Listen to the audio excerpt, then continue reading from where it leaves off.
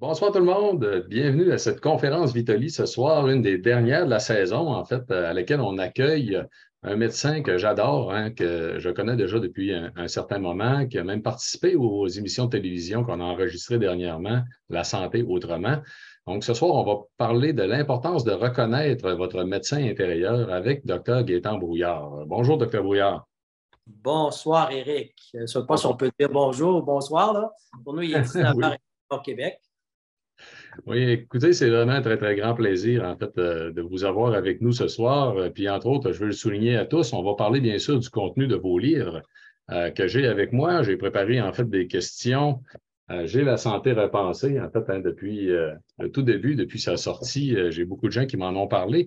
Il y a même une des collaboratrices du blog de Vitali, hein, qui a complètement tout changé sa pratique, une docteure en nutrition qui est allée faire sa médecine fonctionnelle suite à la lecture de votre livre.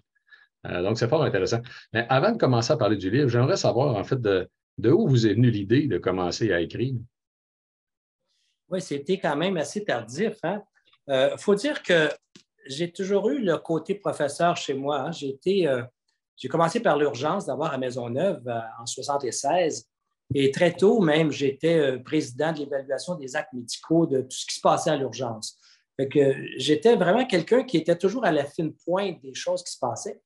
Et par la suite, j'ai été professeur aussi à l'Université de Montréal pendant plus de 30 ans, chargé d'enseignement clinique à l'hôpital Maisonneuve. Et qu'en plus de mon travail, si on veut, de clinique, et puis même clinique privée par la suite, eh bien, j'avais toujours cette fibre-là de professorat, si on veut, là, qui m'habitait. Et puis, à écrire un livre, pour moi, c'était un peu c'était un peu comme la clôture parce que je sentais qu'à un moment donné, j'avais vu tellement de choses. Tu sais, j'ai fait la médecine fonctionnelle, moi, déjà, il y a 25 ans, presque au tout début que ça commençait. Fait que je me disais, je ne peux pas quitter éventuellement la médecine dans quelques années sans avoir laissé quelque chose et pour le patient et aussi pour les médecins. Et j'étais tellement surpris de voir que même mon éditeur, qui sont les éditions Homme, quand même, c'est une grosse maison d'édition ici au Québec. Et je me souviens toujours quand je l'ai vu la première fois pour le lancement du livre. Et à un moment donné, le président lui-même est là ce soir-là. Et là, je me demandais qu'est-ce qui se passe que le président des éditions Homme vienne pour mon livre. Tu sais, il y avait Guy Corneau qui était là, évidemment. Je le remercie beaucoup, Guy Corneau, pour l'excellente préface qu'il a fait. Et c'est vrai, il a tellement lu, Guy Corneau, mon livre, là, qu'il m'a laissé à peu près une cinquantaine de remarques à dire différemment, à dire plus qui c'est qui ça. Parce que moi, j'avais fait le livre au début, puis je ne m'étais vraiment pas identifié. Il n'y a personne qui savait qui j'étais, qu'est-ce que j'avais fait. Mais il dit, c'est important de connaître d'où ça vient, ça. Donc, je lui dois une fière chandelle à M. Guy Corneau. Mais oui, puis pour ce soir-là, fait que M. le président des éditions d'Homme, il était très sérieux pendant la soirée. Tout à coup, il dit, j'ai une nouvelle à vous dire. Et là, j'ai la gorge serrée. Qu'est-ce qui se passe? Ben, il dit à tout l'auditoire qui était là, il dit, la première fois ça arrive, mais j'ai dit, je n'ai plus aucun livre à vendre.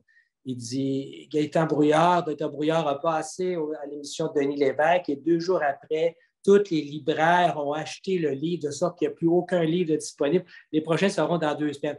Ah, oh, fiouf, OK, c'est juste ça. C'était juste ça. Mais c'était quand même un fait cocasse. J'avoue que ça m'a tellement surpris. Ah, c'est génial, c'est fantastique. C'est fantastique. Mais là, définissons un peu, parce que vous venez de mentionner médecine fonctionnelle. Oui. Pour les gens qui sont avec nous, qui ne savent pas encore qu'est-ce que c'est que la médecine fonctionnelle?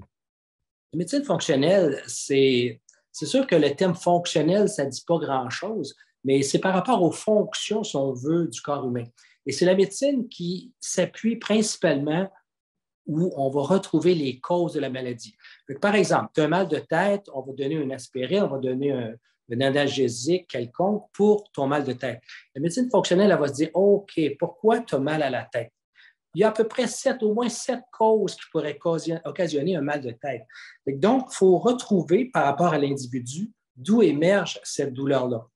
Je peux dire que même avant, même quand j'étais urgentologue, je réparais rapidement les pots cassés, mais je voyais les gens déjà dans mon cabinet par la suite et je me posais toujours cette fichue question, pourquoi la personne a telle affaire? Pourquoi? D'où ça vient? Donc, la cause, pour moi, était toujours primordiale à aller chercher. Et quand j'ai vu que l'Institut de médecine fonctionnelle américaine prônait justement cette approche, j'ai dit, wow, c'est en plein le genre de médecine qu'il faut aller chercher. On dit que c'est une médecine aussi qui rejoint les 4 P. C'est une médecine qui est prédictive, c'est-à-dire que c'est une médecine qui est tout à fait en accord avec la science. On peut prévoir à partir de ce qu'on fait, ça va arriver telle chose. C'est une médecine qui est participative aussi. C'est une médecine où le patient et le médecin ne font qu'un. On travaille ensemble pour régler un processus. C'est une médecine, je vais dire aussi, un autre P, personnalisée. C'est-à-dire qu'on ne traite plus une maladie, on traite un individu qu'une maladie. Et ça fait toute une différence. On ne traite pas un ulcère d'estomac, on traite monsieur ou madame X qui a un ulcère d'estomac parce que la thérapie va changer carrément, parce que ce n'est pas des recettes. Les patients, là, ce n'est pas des recettes. On ne traite pas une recette avec une douleur quelconque. Il faut toujours travailler en arrière de la cause à ça. Donc, c'est une médecine qui est... c'est vraiment une association, si on veut, où on crée entre le patient et le médecin dans le but de découvrir le problème pour mettre fin à la cause aussi, et donc guérir le processus finalement, et non pas soulager. Ouais. Et en fait, c'est ce que vous venez de résumer est une grande partie du contenu, en fait, du premier livre. Pour ceux et celles qui sont avec nous, soit depuis le début ou vous venez de vous joindre en tant que tel, là, on parle de l'importance de, entre autres, reconnaître son médecin intérieur. On va parler, entre autres, du contenu de vos livres.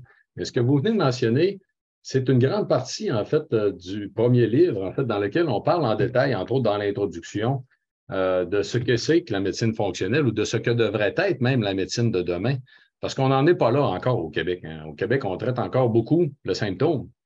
On n'est pas encore à de la médecine fonctionnelle.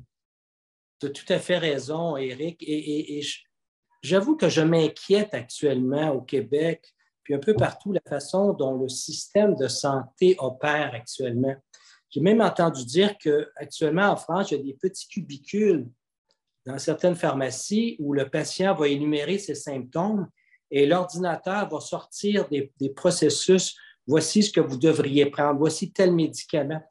Mais on risque de s'éloigner tellement avec cette science, à mon avis, qui est numérique, alors qu'on va perdre ce contact tellement humain qui est important pour nous.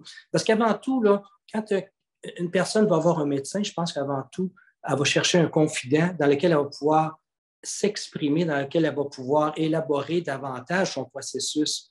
Et si on s'organise que cette personne-là soit devant un écran, tout simplement, on va perdre tout le contenu, à mon avis, et toute la sagesse qui pourra en découler.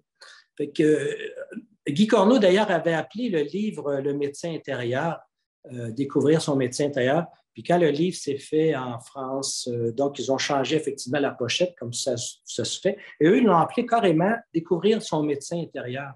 Et c'est à propos de ça. Et je pense que où on est rendu actuellement, c'est quasiment une nécessité d'aller voir à l'intérieur de soi comment avoir des outils pour pouvoir se guérir le plus facilement possible, le plus habilement possible, avec le moins d'effets secondaires. C'est pas pour rien que ça s'appelle aussi cesser de chercher la pilule miracle, parce qu'il n'y en a plus de pilule miracle, agissez différemment. Et c'est à propos de ça. Et je suis convaincu que les gens qui nous écoutent ce soir, c'est des gens qui veulent se responsabiliser par rapport à leur santé.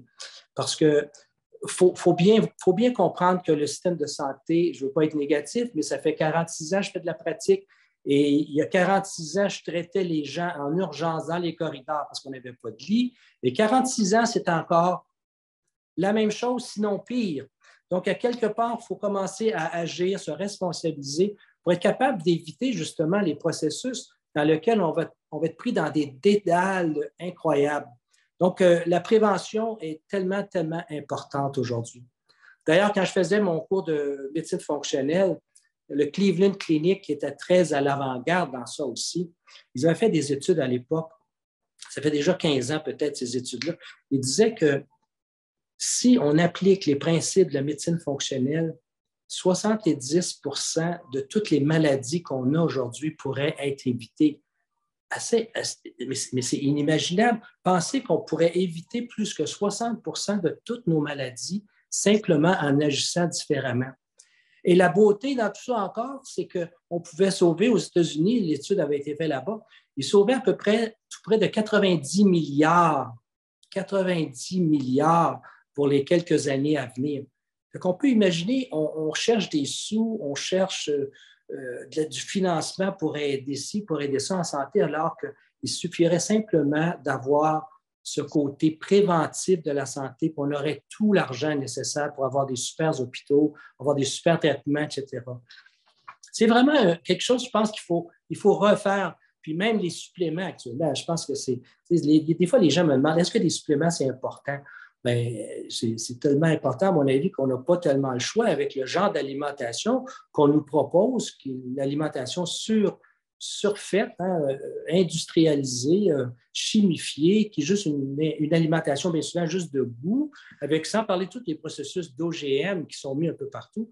Eh bien, on se ramasse avec des moments où on n'aura plus le choix de prendre aussi des suppléments. D'ailleurs, les études démontrent bien que 75% des médecins prennent eux-mêmes des suppléments aussi. Ah oui, tout à fait. Puis en fait, souvent aussi, moi, je donne l'image des molécules qu'on va chercher par l'alimentation, que personne ne remet en question, que c'est terriblement bon pour la santé. Mais quoi penser des plantes qu'on ne mange pas? C'est la même chose. Hein. Il y a beaucoup de plantes du point de vue naturel qu'on peut peut-être identifier des molécules extraordinaires à l'intérieur qui sont uniques dans tout le monde vivant, même au niveau de la chimie, qu'on n'est pas capable de synthétiser. Que ce ne soit peut-être pas des plantes qu'on peut manger. On a juste à penser à la valériane. 60 études cliniques sur la valériane démontraient l'efficacité, soit pour le stress dans le jour ou pour le sommeil la nuit. Puis je vous garantis que ce n'est pas une racine que vous seriez tenté de manger parce que ça sent le chausson, en fait, en tant que tel. Donc, juste pour une question. Mon chat adore la valériane. Quand il sent ça, là, il court après la bouteille. C'est incroyable. Mais tu as bien raison. Puis la valériane et Valium, c'est très près d'ailleurs. Hein. La molécule de Valium, d'ailleurs, le diazépam, a été simplement trafiquée à travers de la valériane dans lequel on a rajouté je pense que c'est un hydroxyle de plus. Fait qu'il faut. Ça, c'est un gros problème actuellement, c'est que pour les pharmaceutiques, ce n'est pas payant de prescrire des herbes. Il faut que ces gens-là puissent inventer la molécule. Donc, ils doivent être les parrains de ça. Et pour ça, on est obligé de faire des molécules qui, bien souvent, ne font vraiment pas partie de notre biologie naturelle. Et on s'évertue à aller chercher des produits, à inventer des produits, puis on espère que, avec les recherches, ça va donner tel symptôme, mais que les effets secondaires ne seront pas trop importants. Alors que nos produits naturels sont déjà là. T'sais, moi, j'appelle ça la pharmacie du bon Dieu, elle a toujours été là. Puis malheureusement, on la discrédite au profit des médicaments comme si c'était la science. La science moderne elle se dit tellement plus avancée. Mais ce n'est pas toujours des choses compliquées qu'on a besoin. Là, je voyais qu'en Colombie-Britannique, ils vont même interdire là, prochainement, ils veulent passer un projet de loi contre l'homéopathie, entre autres. Et ça fonctionne, l'homéopathie. C'est fait avec des plantes, c'est des dilutions, mais ça fonctionne. Qu'est-ce que tu veux c'est malheureux. C'est tellement simple, il y a peu d'effets secondaires. Puis, malheureusement, on commence à voir que ça va être de plus en plus difficile d'avoir des suppléments naturels. De notre côté, on peut penser aussi qu'on va évoluer comme l'Europe, puis qu'éventuellement, parce qu'une des raisons pour lesquelles il y a très peu d'ouverture ici au Québec, c'est que ce n'est pas enseigné dans nos universités. Fait que si la population prenait conscience que la grande majorité des professionnels de la santé ne connaissent pas ça, ceux qui se prononcent en tant que tels, ils réaliseraient finalement au bout de la ligne la raison pour laquelle souvent ils sont très négatifs, c'est parce qu'ils ne savent pas, c'est parce qu'ils tout simplement ils n'ont pas pris connaissance des études en question. Et dans votre premier livre, ça m'amène justement à un point que j'ai trouvé fort intéressant. Vous parlez de l'arrogance scientifique. Oui. Oui, malheureusement, je pense qu'on souffre tous un peu d'arrogance. Lorsqu'on a certains diplômes, on passe dans des grands centres universitaires et quand un individu est comme le spécialiste dans le domaine, bien, c'est facile de tomber dans ce piège-là. Parce que même dans les années 1900, je me souviens d'avoir lu avec le Lord Kelvin, celui qui a dit la température du 0 degré Kelvin, avait dit, parce qu'à toutes les années, il y avait des grandes réunions à travers ces scientifiques-là. Déjà, en l'an 1900, imagine, il avait dit quelque chose du genre que nous sommes tellement avancés aujourd'hui que nous pouvons enfin nous asseoir puis profiter de toute cette science. Imaginez, c'était dit il y a plus de 100 ans auparavant. Et ça faisait partie de cette arrogance. Et malheureusement, on pêche encore dans cette arrogance, tellement que même, tu as parlé tout à l'heure, je trouve ça un peu déplorable parce que c'est arrivé à des conférences que je donnais, il y avait des médecins, des jeunes médecins qui venaient aux conférences et qui étaient vraiment, wow, bravo, c'est la première fois qu'on parle de ça et qu'on parle d'alimentation comme ça, etc. Et là, j'ai dit, deux jeunes femmes qui étaient là, je les ai dit, mais c'est quoi votre curriculum? Ça fait à peu près il y a 4-5 ans de ça. J'ai dit, c'est quoi votre curriculum en médecine au point de vue alimentation? C'est combien d'heures sur les 7 ans que vous avez là, pour devenir un médecin généraliste? Ça fait combien d'heures d'enseignement? Puis elle me dit 4 heures. Ben là, j'ai dit 4 heures. J'ai dit ah, mais elle dit c'est pas tout. Comment ça, c'est pas tout? Ben, elle dit le professeur qui nous a dit après ces 4 heures, a dit tout simplement quelque chose comme ben, c'est pas tellement important bien manger parce qu'aujourd'hui, là, c'est très différent. On a des médicaments. Ben voyons donc, ça ne se peut pas dire des choses comme ça. Non, non, c'est incroyable, c'est incroyable. Puis bon, des fois, je trouve ça déplorable que nos jeunes médecins n'ont pas accès. Je pense qu'il va falloir faire une refonte de la médecine au niveau éducationnel, nos universités. Puis d'ailleurs, je regarde quand j'allais en Allemagne, les médecins là-bas étaient sensibilisés aux plantes, vraiment aux plantes. Ils connaissaient toutes les plantes. Là, puis même s'ils prescrivaient, il y avait une notion des plantes.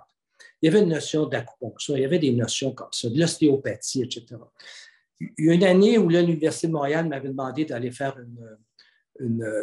pour nos jeunes étudiants en médecine, première année, un genre de passer une petite heure ou deux ensemble pour parler d'acupuncture. Parce que j'avais un confrère chiro qui était venu, un confrère en nutrition. On était venus. Donc, on avait passé la journée avec nos jeunes étudiants de première année et pour leur parler d'acupuncture, d'ostéopathie, de chiropraxie, nutrition, puis je pense une autre branche aussi. Mais les étudiants étaient timides de lever la main pour poser une question. Je me souviens toujours d'eux qui voulaient savoir à propos de l'acupuncture puis de l'homéopathie, une question. Puis elle regardait autour d'elle les autres médecins, bien, les jeunes médecins en études, voir s'ils étaient pour la regarder parce qu'on voyait bien qu'elle le pratiquait ou allait voir. Fait qu'elle se sentait vraiment mal à l'aise par rapport à ses confrères ou consoeurs. Fait que c'est vraiment une rééducation qu'il faut faire de ce côté-là. Et j'espère qu'on va arriver à parler plus de choses simples, les petites choses simples dans la vie qui nous empêchent d'être malades, trop malades aussi. Ouais. En fait, on a en 1903 un Thomas Edison qui était un grand visionnaire qui avait dit que le médecin du futur ne donnerait pas de médicaments. Il enseignerait à améliorer les habitudes de vie. Et c'est épatant quand on se rend compte de ça, que lui, il avait pensé à ça en 1903, en se disant à l'époque, en regardant la situation, en se disant comment on va évoluer en médecine, on va évoluer, on n'aura plus besoin de médicaments, on n'aura pas besoin d'en donner. Aujourd'hui, il serait scandalisé puisqu'on a complètement évolué dans l'autre direction, malheureusement. Tes sujets, la formation que tu amènes avec les gens, Éric, c'est tellement important de pouvoir sensibiliser. Mais déjà, je pense qu'on a déjà un public qui est là, c'est déjà un public qui est sensibilisé. Mais il faut falloir que ça aille à plus grande échelle aussi, parce que c'est à propos de notre santé. Actuellement, on traite des maladies. D'ailleurs, on a une carte d'assurance maladie. Il faut bien comprendre, et ça dit tout. On n'a pas une carte d'assurance santé, et j'ai hâte un jour qu'on ait pour ça. Et même les gens qui nous écoutent, par exemple, moi, je verrais très bien qu'à un moment donné, les gens qui prennent la peine d'écouter, les gens qui prennent la peine de faire de l'exercice, de bien manger, devraient avoir une réduction même dans leur carte d'assurance maladie parce que les assurances vie, même, si vous fumez, si vous faites ci, si vous faites ça, si vous êtes fait trop dans le bon point, vous allez payer une surprime. Et nous, on dirait qu'il n'y a rien, puis il y a des gens qui se responsabilisent tellement, mais il n'y a pas de reconnaissance de ce côté-là. Parce que les gens qui sont en bonne santé et qui le demeurent par une hygiène de vie bien proportionnée, eh bien, c'est des gens qui vont mourir beaucoup plus tardivement et qui non seulement vont mourir plus vieux, mais aussi qui vont vivre plus longtemps en santé. C'est-à-dire que ces gens-là, à partir de 65 ans, ce n'est pas des gens qui vont s'en aller nécessairement là, dans un lit grabataire à quelque part pour suivre les 20 dernières années. Donc, c'est des gens qui vont rester actifs. Et ça me fait penser à quel point le microbiote intestinal, on voit tellement de choses à propos du microbiote intestinal, beaucoup, beaucoup de maladies. Eh bien, quand on dit que les produits sont OGM, on n'est pas obligé de dire c'est OGM, puis là, il y en a de plus en plus, il faut se dire que le jour où on mange des produits qui sont OGM, vos milliards de bactéries qui sont en connaissance avec ces produits génétiquement modifiés, eux-mêmes vont devenir des bactéries génétiquement modifiées un jour. Et donc, l'être humain va être pris à essayer d'avoir toutes sortes de réactions, qui va se demander pourquoi, toutes sortes de réactions auto-immunitaires, allergiques ou autres, parce qu'il est rempli de bactéries OGM aussi. C'est dans la nature, lorsqu'on mange quelque chose, ceci va se transformer. Je me souviens tout le temps qu'en médecine fonctionnelle, on disait même manger une pomme, ça va avoir un impact au niveau de votre ADN un jour. C'est fantastique, ça. On n'est pas des systèmes de cloison. Tout ce qui se fait, tout ce que l'on mange, tout ce que l'on touche, tout ce que l'on pense, à un moment donné, va finir par agir à quelque part dans notre biochimie et donc dans notre ADN. En fait, vous avez parlé du microbiote. Dans le premier livre, vous parlez de certains suppléments. Entre autres, vous parlez beaucoup de la vitamine D, vous parlez des oméga-3, puis vous parlez des probiotiques. Mais la vitamine D en particulier, hein, c'est quelque chose qui vous passionne, puis je sais, parce que vous parliez d'épidémie, Oui. Au niveau pandémie, pas juste épidémie, pandémie. Il y a bien une pandémie qui existe depuis des années, c'est la déficience en vitamine D. Et ça, même dans les pays du Sud, même en Floride, c'est pas parce que les gens ont du soleil et qu'il fait chaud que ces gens-là n'ont pas de manque de vitamine D. Parce que les gens prennent des crèmes. On leur dit cancer de peau, donc on crème abondamment avec des blocs de 15, 30, 60, avec des barrières aussi fortes que ça. Donc, toute crème, même les crèmes de 8, par exemple, un blocage à 8 diminue d'à peu près 98 la possibilité d'aller synthétiser de notre vitamine D lorsque c'est le bon temps l'été. Puis en plus, il faut bien penser que la vitamine D, on va l'absorber à travers la peau, mais il faut que la peau soit dans un état d'une partiellement nudité. Parce que si c'est juste une manche courte, c'est pas assez pour absorber suffisamment de vitamine D. Moi, j'avais rencontré Dr. Olick à l'époque, qui était un super endocrinologue aux États-Unis. D'ailleurs, il y avait une grande chaire, c'était très, très renommé. Il a fait des études sur la vitamine D et il a complètement bouleversé les normes qui disaient qu'à l'époque, c'était, mettons, 3. Bien, les normes s'étaient rendues à 9. C'était 3 fois plus qu'on devait avoir au point de vue quantité qu'on devait prendre. Il avait fait tellement d'études. Il avait fait des études même. J'ai vu des photos de lui alors qu'il était sur la couverture en plein hiver, dans la neige, en costume de bain. Puis là, il essaie de voir est-ce qu'il était capable de synthétiser de la vitamine D en plein hiver. C'est zéro. Il y avait zéro à cause de l'inclinaison du soleil. Ça ne réussissait pas à passer. Il faut que le soleil soit relativement perpendiculaire pour avoir une bonne synthèse de vitamine D. Fait que moi, j'arrive justement du Mexique. Je n'ai pas pris une seule fois une crème parce que, premièrement, ces crèmes, la plupart, ils contiennent 25-30 produits. Il y a certaines crèmes biologiques, mais la plupart des gens n'utilisent pas les crèmes biologiques. Donc, on prend des crèmes qu'on va absorber tous les produits qu'il y a là-dedans et regardez les produits qu'il y a là, c'est phénoménal. C'est des noms qu'on a de la misère à dire, qu'on ne peut pas retenir. Mais tout ça, là, la peau en absorbe une quantité. Donc, en plus de vous pensez vous protéger, vous nuisez à votre système en mettant des crèmes. Ce qu'on fait, c'est qu'on prend du soleil pour 20 minutes et c'est tout. Le reste, on peut porter un petit vêtement transparent ou à peu près, très, très léger. Mais on prend moins de soleil, c'est tout. Mais le 20 minutes que vous passez en costume de bain, par exemple, bien, ça fait vraiment toute la différence. C'est suffisant.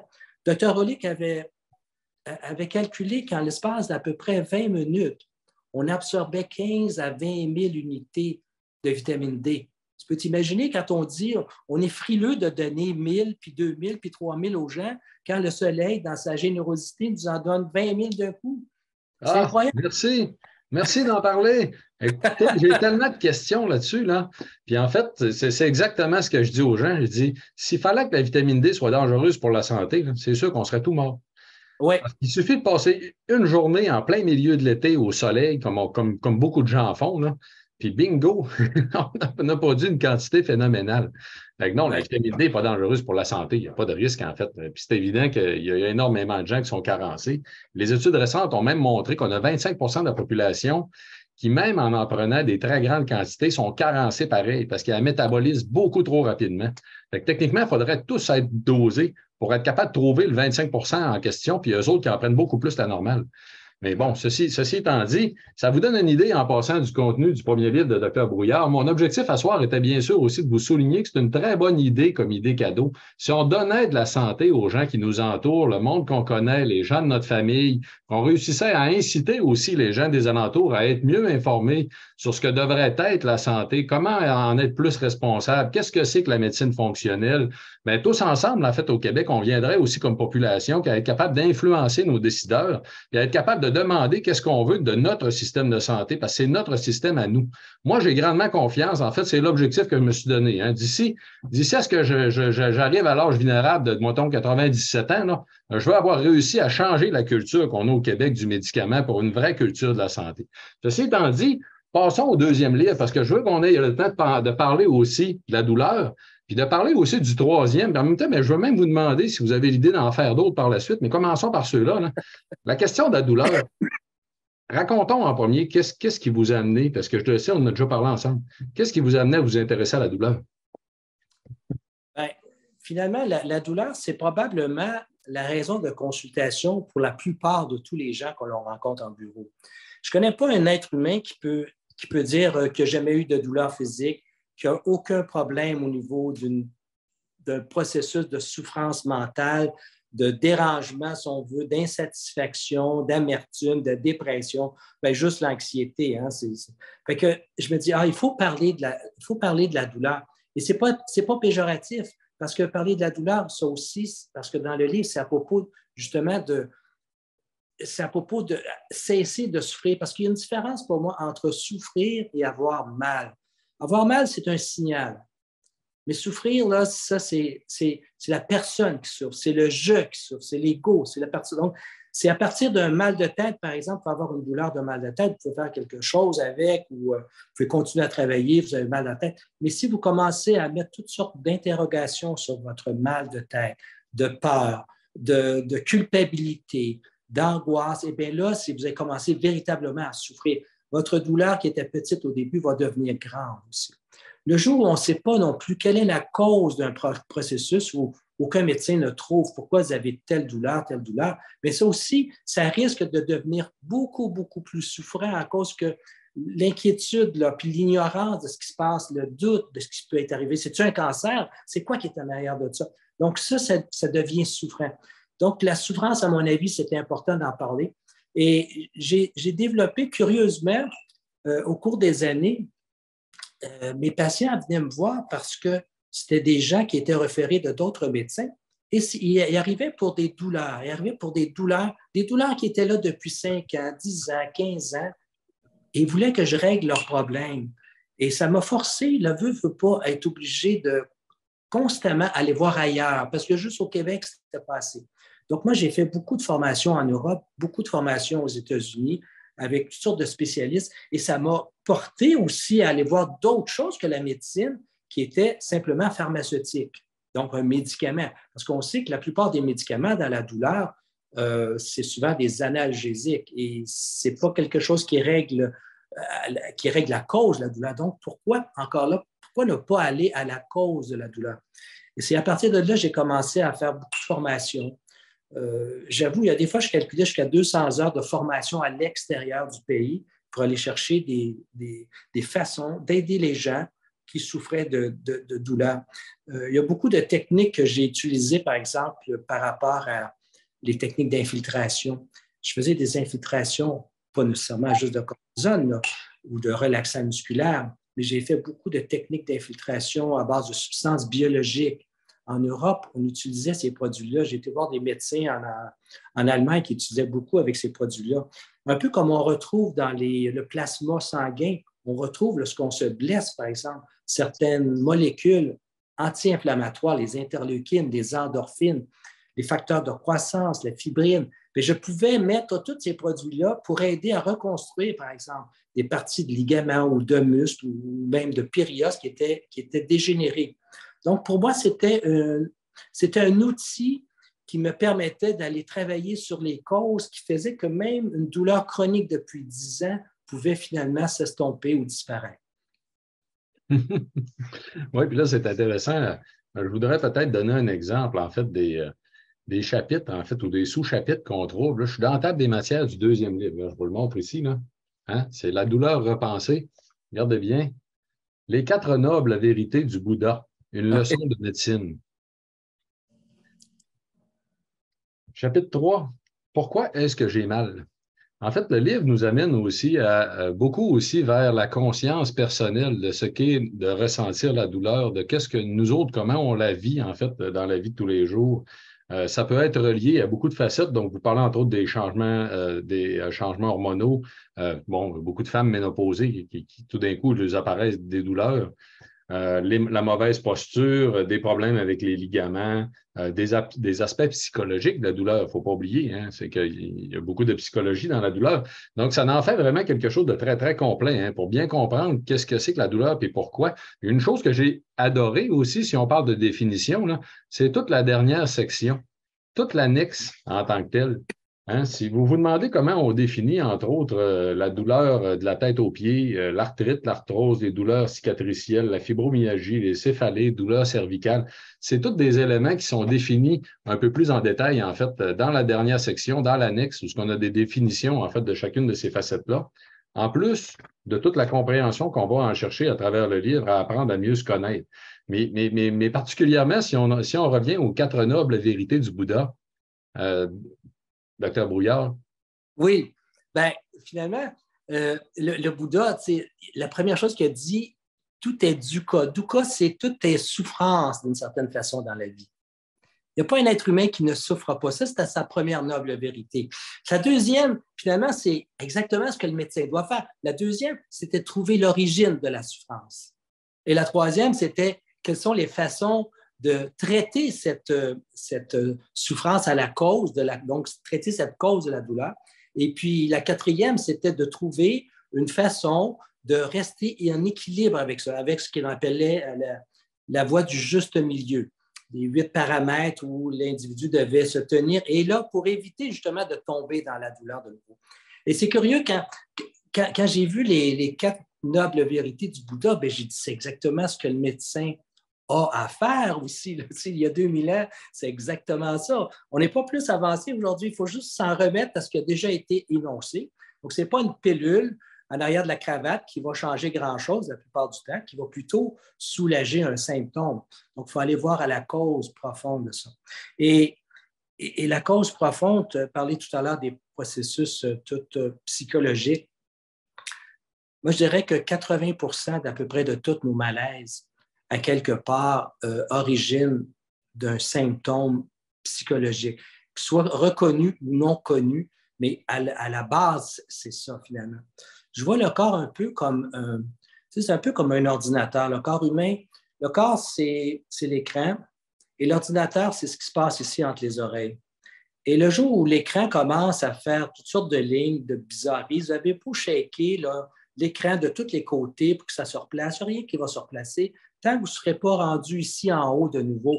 Donc, c'est dans le numérique qui se passe entre les 2 oreilles. C'est à partir de là que les choses vont commencer à aller bien.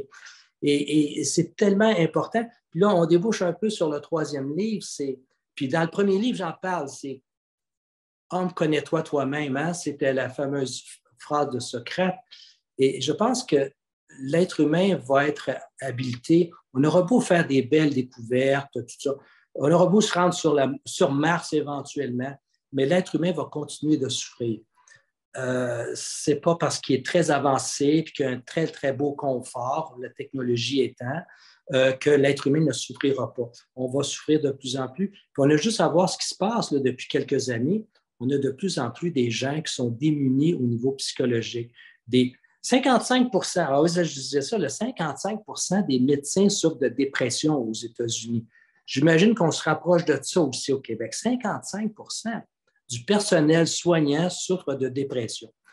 Et là, on voit qu'on a des jeunes aussi, des adolescents qui ont, à mon avis, il y a carrément des gens qui ont été perdus pour un certain nombre d'années avec tout ce qui s'est passé.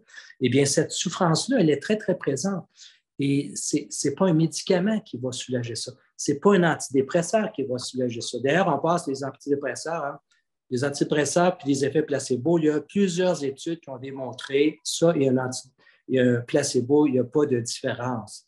Puis je ne comprends pas qu'on continue encore à prescrire ça à la tonne. À la tonne, c'est des milliards d'années. La FDA cet automne, la FDA aux États-Unis cet automne a publié une étude. 85% des cas d'usage d'antidépresseurs, c'est l'effet placebo. Ouais, ouais. On a 15% des cas qui auraient une réelle efficacité clinique. Le reste, c'est n'importe quoi. C'est pas une efficacité de la pilule. Non, ça a renforcé le fait qu'on pourrait faire probablement beaucoup mieux. Parce que la pilule a un effet placebo d'elle-même, mais l'accompagnement en tant que tel, l'encadrement, l'empathie, tout ce qu'on pourrait faire d'autre, puis même de remettre dans les mains de la personne la possibilité d'agir sur sa situation, ça serait déjà probablement beaucoup plus efficace aussi, en l'encourageant, par exemple, en faisant de l'activité physique, etc. Ceci dit, si on reste dans la douleur, tout à l'heure, vous avez parlé de l'importance du microbiote. Dans le livre sur la douleur, il y a justement un chapitre aussi sur l'intestin perméable. Qu'est-ce que c'est qu'un intestin perméable? Pourquoi c'est important? C'est très, très important. Oui. Normalement, lorsqu'on avant d'assimiler, lorsqu'on ingurgite des produits, il faut que le produit passe de l'intestin à la circulation à un moment donné. Donc. Mais avant d'entrer dans la circulation, il faut que le produit soit suffisamment conjugué à d'autres produits, puis on peut dire dissous suffisamment qu'il puisse rentrer et sans avoir été considéré comme un être étranger. Donc, il faut que c'est un peu comme s'il était emmené par la main à passer à travers la muqueuse. Maintenant, il arrive dans bien des cas où notre muqueuse intestinale a été lésée, que ce soit par des antibiotiques, que ce soit par des aliments trop acidifiants au cours des années, certains microbes aussi. Hein? On a parlé de l'Helicobacter pylori, entre autres. Et là, bien, ça finit par faire des micro-perforations dans l'intestin. Et ce qui va arriver, c'est que si vous mangez un morceau de pomme, mettons, le très, très figuré, bien, il y a une petite particule du morceau de pomme qui n'est pas véritablement digérée de la bonne façon, qui va rentrer dans la circulation.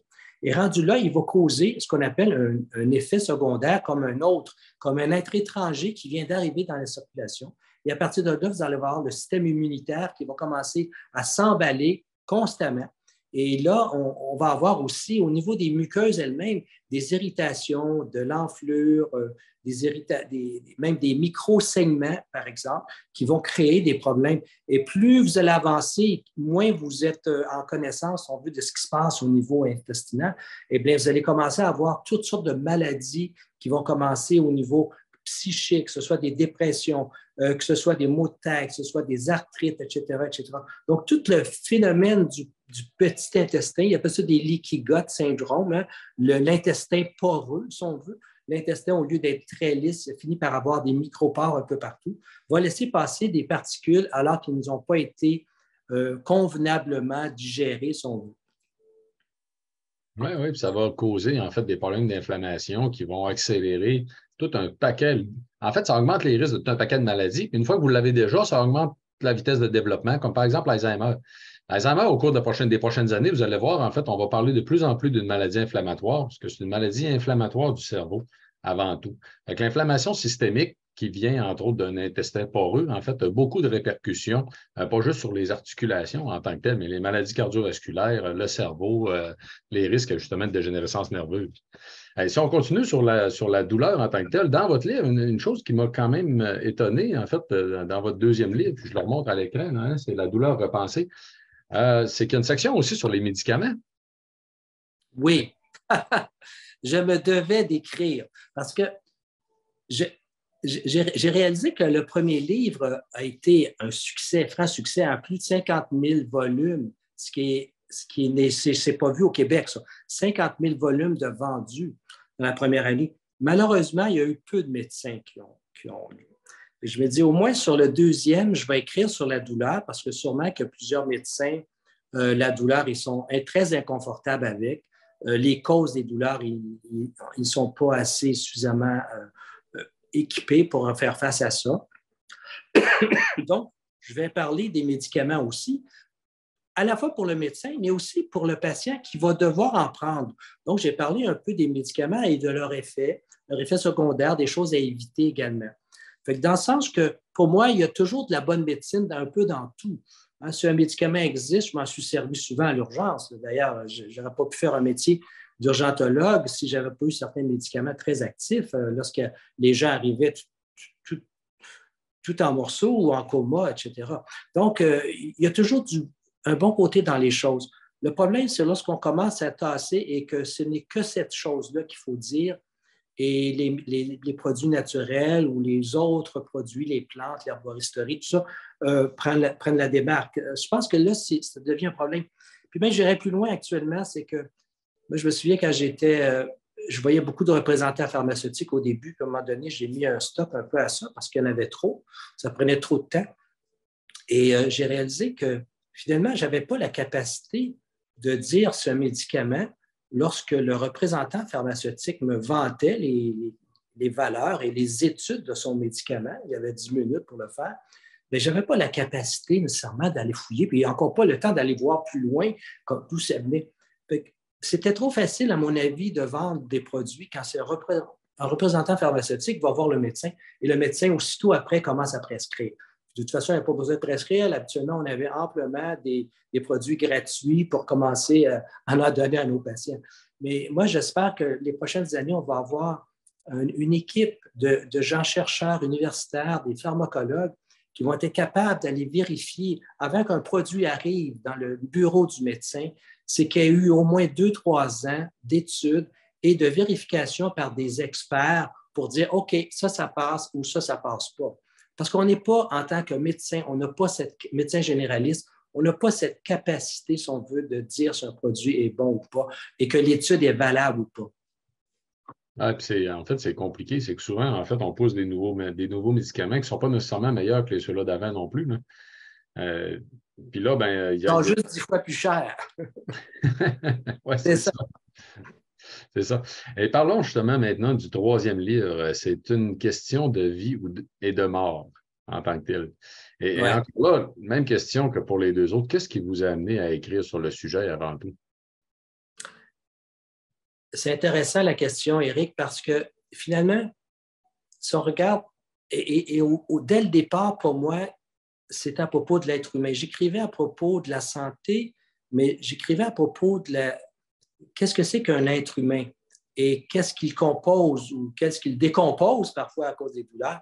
Bien, on parlait de santé, on parlait des douleurs, puis question de vie et de mort, bien, pour moi, c'était le côté spirituel de l'être aussi. Donc, on voyait dans un premier temps le côté physique, le côté psychologique, à quel point ça a eu une importance, le côté psychologique, mental de l'être humain, mais aussi tout le côté de l'esprit, ce que j'appellerais le spirituel. D'où on vient, qui on est. Parce qu'un être humain, le jour où il découvre un peu qu'est-ce qu'il fait ici, c'est quoi sa mission, c'est quoi pour lui être de passage sur la Terre, bien, il y a une grosse partie de sa tension qui s'en va. Il y a une joie de vivre à un moment donné qui est beaucoup plus facile à aller chercher. Parce que trop de fois, on voit des gens qui sont des gens qui performent dans des domaines où la technologie est poussée à son maximum, mais c'est des gens qui ne savent pas vivre, c'est des gens qui ne savent pas sourire, c'est des gens qui n'ont pas le temps à un moment donné de ce que j'appelle vivre. Parce que vivre, ce n'est pas nécessairement de se gâter au point de vue toute commodité, etc. Vivre, ce n'est pas ça, c'est la relation face à soi-même, la relation face aux autres aussi. Et j'espère que les années qui s'en viennent, j'ai l'impression qu'elles ne sont pas faciles, mais déjà, on a eu 2-3 années difficiles et on voit à quel point la relation est importante dans l'être humain. On n'a pas des autos qu'on peut réparer, qu'on va donner chez le garagiste et qui ressort du garage qui est performant. L'être humain, il y a un psychique très, très important et c'est toujours en rapport avec sa relation avec soi-même, avec les autres et avec l'univers. On est tout interdépendants de soi. J'espère que l'être humain va être capable, à travers ces 3 livres-là, c'est pour ça que je l'ai appelé la trilogie, finalement. Le corps-esprit, corps, mental et esprit, aussi spirituel. D'ailleurs, la santé ou le bien-être est défini par l'Organisation mondiale de la santé comme étant un bien-être physique, psychologique et spirituel. J'avoue que j'ai été intéressé de voir, oh wow, même l'OMS dit que le côté spirituel de l'être est important aussi.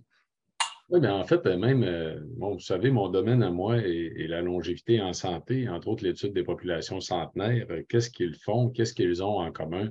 Un des points qu'ils ont en commun, c'est une facette spirituelle. Et c'est drôle parce que quand j'en parle, en fait, je spécifie rapidement aussi que ce n'est pas nécessairement une question de religion. Et c'est Non. là qui est étonnant. C'est que j'ai fini par comprendre quelque chose, entre autres par rapport aux Japonais. On parle souvent de l'ikigai. La première fois que j'ai lu les informations sur l'ikigai de la population japonaise, on disait que les Japonais se développaient ou croissaient, en tout cas, tout au cours de leur vie, en fait, ils vivaient avec l'idée qu'un jour, leur raison d'exister, elle leur être dévoilée. Quand on lit ça comme ça, là, on a tendance, en tout cas, moi, la première fois que j'ai lu ça, je me suis dit, ça fait tadam! Mais en fait, les nuages s'écartent, en fait, puis il y a des rayons de soleil, puis ça va être écrit dans le ciel. Pourquoi vous êtes sur la Terre? C'est pas ça du tout. Ce qu'on voulait dire par l'ikigai, puis là, c'est là que ça amène une notion de spiritualité qui est intéressante, c'est ils vont finir, en fait, par le développement personnel, à être parfaitement alignés entre leurs capacités personnelles puis qu'est-ce qu'ils veulent accomplir dans la vie. Pour eux, ça, c'est une notion de spiritualité qui les accompagne toute leur vie, justement, parce qu'ils ont confiance en eux qu'un jour, ils vont être parfaitement alignés avec leur raison d'être sur la Terre. C'est extraordinaire comme façon de voir les choses, je trouve. Et c'est là que ça nous ramène à l'idée que la spiritualité, c'est beaucoup de choses. Oui, c'est une question de vie et de mort, parce que pour moi, la mort, ça fait partie de la vie. Ignorer la mort, c'est ignorer, c'est manquer même le bateau de la vie, à mon avis. Parce que rendu dans les derniers moments de la mort, avant la mort, on voit à quel point les gens sont désabusés ou ils ont peur. C'est la panique. Les gens ne meurent pas au bon moment. C'est-à-dire que les gens traînent indûment dans la souffrance simplement par peur de quitter le corps à un moment donné. Le jour où on réalise que le corps est simplement l'enveloppe, mais le corps n'est pas nous, lorsque le corps disparaît, nous, on ne disparaît pas. La conscience est éternelle. En passant, c'est une santé consciente que je veux apporter aux gens. Et quand je parle d'une santé consciente, c'est la conscience du corps, conscience de la psychologie et conscience de qui il est, qui on est véritablement. Et à partir de ce moment-là, c'est toutes nos relations qui changent ici. C'est notre passage ici qui change. Puis quand c'est le temps de partir, ben, c'est comme, tu sais, autant le bébé, quand il arrive, c'est le cri, il pleure, c'est pas un cri de joie. En général, il pleure parce qu'il arrive d'ailleurs, lui, là, puis ici, là, il se sent peut-être pas très, très confortable. Mais le jour où on va quitter, ce serait le dernier « ah », le dernier soupir qu'on laisse aller c'est mon rôle a été bien joué, je suis satisfait de ce que j'ai fait et je m'en vais ailleurs, tout simplement. Et c'est un soupir de satisfaction, d'une certaine façon. Et quand on fait ça, vous allez voir que je suis convaincu que les gens pourraient quitter beaucoup plus vite plutôt que de traîner dans des hôpitaux, dans des lits, parce qu'ils ont peur de mourir. Ils ne sont pas capables de s'abandonner à ce côté-là. Donc, c'est important. J'ai eu la chance de rencontrer la chance, il faut le dire vite, la chance, là, mais il reste que j'ai eu des enfants qui sont morts dans mes bras, des personnes âgées, tout ça à l'urgence. Fait que ça m'a souvent, je me suis toujours questionné qu'est-ce qui arrivait à un moment donné. Je me souviens, là, bon, là, on faisait une réanimation cardio-respiratoire à un moment donné. Et là, bon, je disais, bon, qu'on arrête, ça arrête, on déplogue tout. Et là, je restais avec la personne quelques moments à un moment. Et c'est dans ce silence-là, je me disais, il y a d'autres choses que je ne suis pas capable de voir. Mais je sentais qu'il y avait d'autres choses qui se passaient à travers ça. Et c'est tellement important de comprendre. C'est pour ça que j'encourage même les gens à lire sur la mort, parce que lire sur la mort, c'est lire sur la vie. Si la vie existe, c'est parce que la mort, elle existe à quelque part aussi. Pour l'instant, on n'a pas senti notre immortalité, mais il faut quand même commencer à respirer ce côté-là qu'on est des êtres immortels, qu'on est simplement en passage ici. Et ça n'a rien à voir comme tel avec les religions. Là. C'est un côté, j'appelle ça de l'esprit, c'est spirituel de plus en plus. Ce qui est le fun, c'est qu'avec les sciences quantiques, de plus en plus, on s'en va vers ça. Là. On commence à prouver. Tout à l'heure, pendant que tu parlais de vieillissement, j'ai vu tout de suite les études du Dr. Langer, qui est docteur en psychologie à Harvard, et qui avait fait une belle étude sur les personnes âgées. Hein. Je ne sais pas si on a le temps d'en parler un petit peu, mais je trouve ça tellement important. Oui? Oui, OK. Fait que c'est des gens de 75 ans qu'elle a prise, là, mettons une cinquantaine ou centaine d'hommes et femmes de 75 ans. Puis elle a dit, voici, on retourne 25 ans en arrière et je vous emmène dans un endroit, c'est les restaurants comme c'était il y a 25 ans, c'est les journaux tels qu'ils étaient il y a 25 ans, la télévision, c'est les mêmes nouvelles qu'il y a 25 ans. Vous n'avez que les photos que vous aviez quand vous aviez 25 ans plus jeune, etc., etc. Les meubles, c'est la même chose. Et ces gens-là ont vécu pendant... Et avant que ça se passe, elle avait fait des bilans sanguins, des bilans en ergonomie, pour savoir quelle est la force de ces gens-là, les incapacités qu'ils avaient. Fait que chacun était tout répertorié. Et à sa grande surprise, après 3 semaines, elle n'en revenait pas. Elle dit, Madame une telle, elle dit, elle avait une béquille, puis elle marche sans béquille, qu'est-ce qui se passe? Ou Monsieur un tel, il était avec sa chaise roulante, là, il marche en béquille, ou un tel qui était toujours assis dans son coin et rempli d'énergie. Qu'est-ce qui se passe? Elle a refait des tests seulement après 3 semaines, alors qu'elle pensait prendre des mois pour faire ça. Elle s'est aperçue que des changements drastiques au niveau biochimique s'étaient opérés en l'espace de quelques semaines, simplement parce que ces gens-là avaient commencé à penser en termes de jeunesse. Et ça m'a mis dans un état où j'ai réalisé qu'à quelque part, on vieillit parce qu'on a vu mon oncle, on a vu ma tante, on a vu grand-maman vieillir et on s'est imaginé qu'à son âge, voici comment je serai. C'est inconscient, mais c'est comme ça que ça marche. Et à un moment donné, il faut se défaire de ce moule dans lequel les sociétés, dans lesquelles on dit, même là, on regarde, là, il faut vacciner tous les gens de 65 ans parce que c'est des gens malades. Ben voyons donc, moi, je sens des 12 ans, là. C'est pas parce que je sens des 12 ans que je suis nécessairement malade. Non, mais c'est fou, mais c'est une mentalité comme ça. Ça nous rentre dans notre subconscient. Veut pas. 95% de nos comportements sont issus du subconscient. Donc, le jour où on sait ça, il faut faire très attention à ce qu'on nous donne comme bagage, puis comme réflexion, puis comme image de notre environnement. Donc, il faut rester jeune à l'intérieur ici aussi, puis pas s'imaginer que 75 ans, c'est très vieux. Non, on peut être tout à fait très jeune encore d'esprit, peut-être un peu moins de corps, mais ça ne veut pas dire qu'on va être malade, mais un peu moins de corps, ça fait partie de la nature, on est biologique. Je pense que l'espérance peut-être de vie devrait être au moins 120 ans actuellement avec tout ce qu'on a, mais curieusement, ce n'est pas ce qui arrive.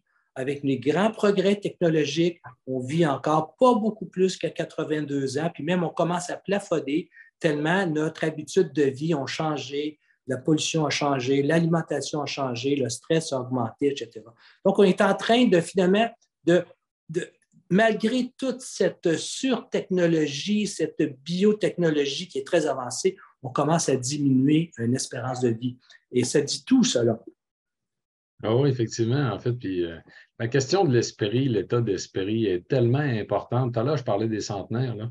Moi, il y a un article qui m'a beaucoup frappé, en fait, d'une ancienne journaliste de Radio-Canada, qui est une des collaboratrices du blog de Vitali, en passant, qui s'appelle Eugénie Franqueur. Elle a écrit un article dans Le Devoir qui a été publié en 2006 ou 2007. Là. Elle était allée elle-même à Okinawa, puis elle est revenue avec un reportage extraordinaire de ce qu'elle a vécu avec les centenaires. Mais moi, ce que je trouvais drôle, c'est les questions qu'elle a posées. Elle a écrit réponse. Et c'est là qu'on se rend compte, entre autres, il y a une vieille dame là-bas, une madame, je crois, qui avait 104 ans, en fait, puis Eugénie lui demande c'est quoi votre truc, en fait, pour vivre aussi longtemps? Puis la madame, elle y répond je suis heureuse, j'ai toujours été heureuse. C'est beau, hein? C'est beau. Il y en a une. Elle a noté deux, trois. Le prochain livre, Éric, c'est sur le bonheur. Ah, génial, en fait.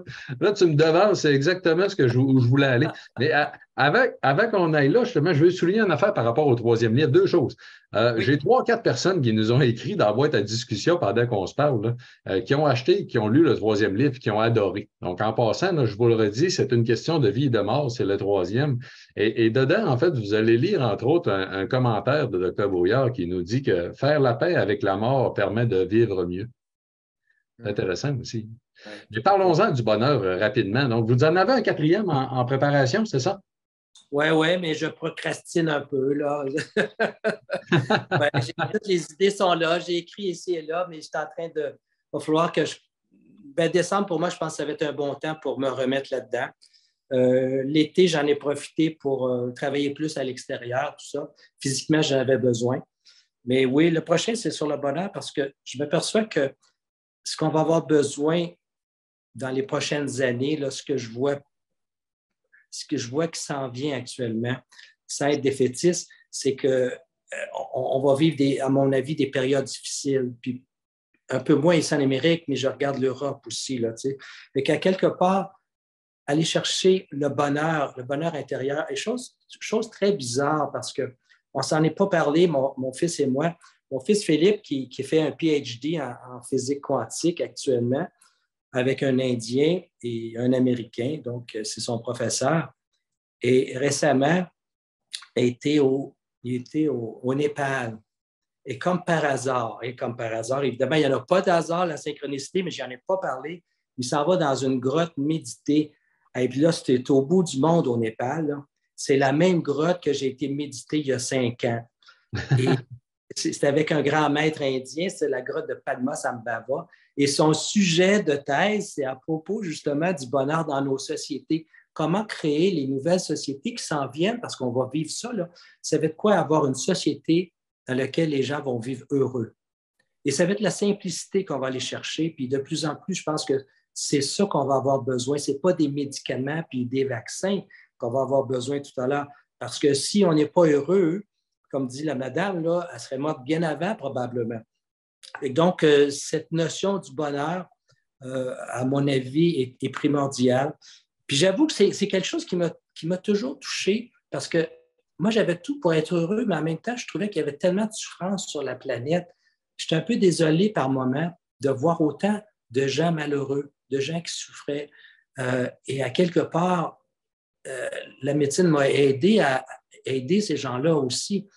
Parce que, puis encore là, quand j'écris, probablement je vais écrire aussi pour moi parce que j'en ai vraiment besoin de dire, il faut vraiment, on touche, mais comment le décrire véritablement? Ce côté du bonheur qui devrait toujours nous habiter, malgré tout l'environnement qui est très, très changeant, très, très perturbateur. Bien, tout à fait. En fait, le Dalai Lama qui nous disait que l'être humain, malheureusement, vit tellement soit dans le futur, soit dans le passé, qu'au bout de la ligne, il meurt comme s'il n'avait jamais vécu. Oui, c'est ça. C'est triste. En fait. La quête du bonheur est réellement un sujet fantastique, difficile à aborder, mais fantastique, en fait, extraordinaire. Bien, merci beaucoup d'avoir été avec nous. Ça fait déjà 1 heure, en fait, actuellement. Je veux souligner à tout le monde que un des objectifs ce soir était de vous faire découvrir des livres vraiment très intéressants que vous pouvez acheter et offrir en cadeau. Je vous invite à le faire. En fait, je vous invite à le faire, puis je vous invite à m'écrire pour me dire que vous allez l'avoir fait. OK, s'il vous plaît? J'aimerais ça qu'il y ait des gens parmi vous. On a vu tantôt qu'il y a quelqu'un là qui nous a écrit pour nous dire qu'il avait acheté les 4 livres de Dr. Brouillard. Ce soir même, il les a commandés, en fait, en ligne. Donc, je vous encourage à le faire, puis je m'attends à ce qu'il y en ait beaucoup parmi vous, en fait, qui m'écriviez pour me dire que vous allez en donner en cadeau. Je vous invite même à mentionner c'est qui. Je vais le partager sur les réseaux sociaux. En fait, on va essayer d'avoir un effet d'entraînement puis d'encourager les gens, justement, à donner de la santé, à donner ce qu'il faut, en fait, pour reprendre notre santé en main. Et Dr. Brouillard, en terminant, en fait, je veux vous remercier aussi personnellement pour tout ce que vous avez fait. Vous m'avez déjà dit il y a plusieurs années qu'au cours des prochaines années, vous vouliez mettre beaucoup de temps à essayer de communiquer justement cette science-là, ce savoir, en fait, de la santé humaine, de ce que devrait être la santé humaine, puis de ce que les gens peuvent faire, en fait, pour mieux vivre, tout simplement. Fait que je prends la peine, en fait, de vous en remercier du fond du cœur avant tout. Et merci de votre disponibilité toujours. Ça a été vraiment un très, très grand plaisir. Et j'espère qu'on aura l'occasion de collaborer pour la prochaine saison des émissions. La santé autrement, ça s'en vient. On va tourner la prochaine série, en fait, en février. Oui, bien, merci beaucoup, Éric. Notre premier rapport, justement, c'était. On s'était vu déjà, je pense, en 2017, lorsque la douleur repensée a sorti, je pense. Tu venais de sortir ton livre aussi sur la santé, sur l'anti-âge, oui. Je crois, sur le phénomène de l'âge. Mais j'avoue que tu m'impressionnes, Éric. Tu fais un excellent travail là, de débroussaillage parce que c'est vraiment ce qu'on a besoin en médecine, puis qu'on ait de plus en plus des médecins qui commencent à s'intéresser à ce genre de pratique qui justement de la pratique tellement humaine et tellement simple, parce que notre environnement actuellement est probablement, c'est ce qu'on appelle l'épigénétique. On n'a pas parlé, là, mais l'épigénétique aujourd'hui, c'est plus important que la génétique elle-même. La plupart de nos maladies sont dues à notre environnement, que ce soit l'environnement psychique, environnement aérique, notre environnement au niveau nutrition, etc., environnement même de la sédentarité, tu as parlé de l'exercice, c'est tellement important, il faut bouger. Et quand on fait ça, bien, c'est vraiment des clés pour être plus heureux parce que quand on bouge aussi, là, nos hormones circulent davantage. Hein? Moi, je vois vraiment des différences. Les gens qui sont habitués, par exemple, à aller courir, c'est pas long que s'ils sont une semaine sans courir, ils sont déprimés. Les hormones, ça ne circule pas bien. Les endorphines ne sont pas de la partie, etc. Donc, on est vraiment des êtres biologiques, des êtres biochimiques et tout notre environnement va faire en sorte que s'il est bien étudié, si on le fait, bien, à quelque part, on va avoir les résultats. C'est la même chose pour les livres. Il y a des gens qui me disent, pour eux autres, c'est une Bible, le petit livre La santé repensée, parce qu'il dit qu'il faut revenir constamment. Je regardais encore aujourd'hui parce que je dis, ah tiens, Éric va peut-être poser des cols dans mon livre, je ne sais plus, là, ça fait 7 ans qu'il est écrit. Mais j'ai été surpris moi-même de voir à quel point il y avait des détails incroyables dedans. J'ai dit, ah tiens. Fait qu'il faut revenir. On lit, c'est pas un roman, hein? On lit un chapitre, on lit sur la vitamine D pendant 10 pages et c'est correct. On le revire de bord puis on revient sur un autre sujet. Mais merci beaucoup, Éric. Et merci beaucoup à vous tous, le public. Vous êtes vraiment formidables. Oui, c'est ça. Oui. Moi, je mets des post-it en plus dedans. Ah oui, c'est bien. Écoutez, ça a été vraiment un grand plaisir. Fait que merci à vous tous d'avoir été là. Rapidement, je vous le dis, jeudi, la dernière conférence de la saison, c'est l'âge et les médicaments, le scandale de la polypharmacie avec André Perrault, donc un pharmacien qui va nous parler de la polypharmacie, de pourquoi il faut y faire attention, qu'est-ce qu'il faut savoir en fait en vieillissant au niveau de l'usage des médicaments. Il va vous donner des trucs sur les questions à poser, les choses à considérer. Il va même donner des outils en fait pour les professionnels de la santé qui vont être avec nous sur la polypharmacie et la déprescription. Ça va être vraiment très, très passionnant. Donc, merci encore, Dr. Brouillard, en fait, et bonne fin de soirée. Au plaisir de se revoir, j'espère. Merci bien. Merci. Bonne soirée à tout le monde. Au revoir. Bonne lecture.